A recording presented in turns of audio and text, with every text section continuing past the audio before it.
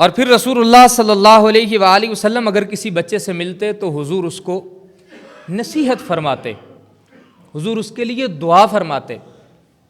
حضرت سیدنا عبداللہ ابن ہشام یہ چھوٹے سے بچے تھے، ان کی والدہ حضرت سیدتنا زینب رضی اللہ تعالی عنہ انہیں رسول اللہ صلی اللہ علیہ وآلہ وسلم کی بارگاہ میں لائیں۔ راوی کہتے ہیں کہ حضور نے فَمَسَحَ رَأْسَهُ وَدَعَا لَهُ بِالْبَرْکَةِ، ایک روایت کے اندر یہ الفاظ ہیں، آقا علیہ الصلوۃ والسلام نے ان کے سر کے اوپر، اس بچے کے سر کے اوپر ہاتھ بھی پھیرا اور فرمایا بیٹا اللہ تجھے برکت دے۔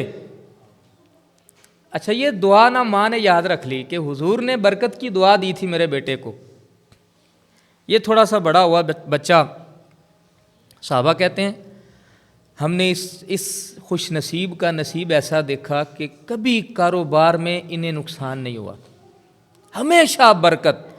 کسی گرے پڑے کاروبار کو بھی یہ ہاتھ ڈالتے تھے تو اللہ اس کو 4 چاند لگا دیتا۔